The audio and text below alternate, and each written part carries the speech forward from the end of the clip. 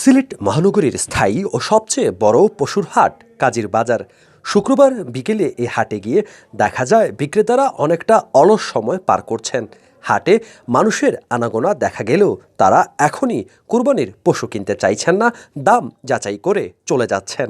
সিলেটের উপজেলাগুলোতে খোঁজ নিয়েও ক্রেতা কম থাকার তথ্য মিলেছে। পশুর হাটে ঘুরতে আসা কয়েকজন জানালেন সাধ্যমতো কুরবানি দিতে চান তারা, এজন্য সিলেট নগরী এবং আশপাশের বিভিন্ন বাজার ঘুরে দেখছেন।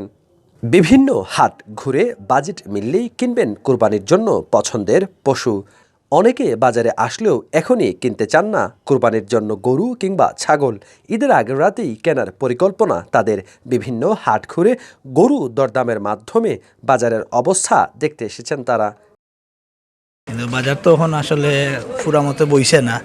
আর সেকেন্ড থিং হইছে আপনার যে বাজারে এই যে দাম নেই এখনো তারা 4 লাখ কোনো দাম চাইরা না।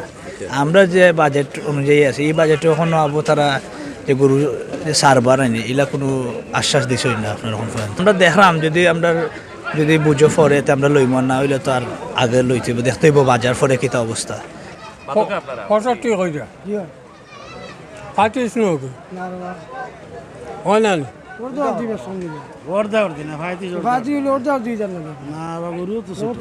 আমরা তো কিনে জিনিস ভাই কিনে আনছি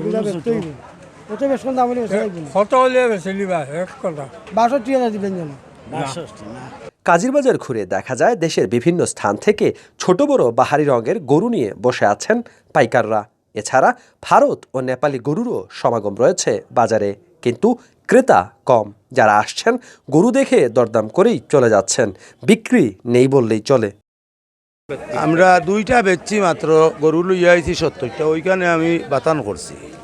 বাতান আছে আমার গরু, মানুষ আসুন 8-10 জন রাখছি, ও আসুন তারা ওই আল্লাহর হুকুম হইলে বিক্রি হইতো। খাইলে একটা বিক্রি ফিরি গেছে, বেটিয়ে আইছিল আইয়া নিছে না, বেটিয়ে লইয়া আসিল নিয়ে আর কয় ওইতো না, দাম বেশি হইয়া নিচ্ছে না, তাই মা বলে না করলাম।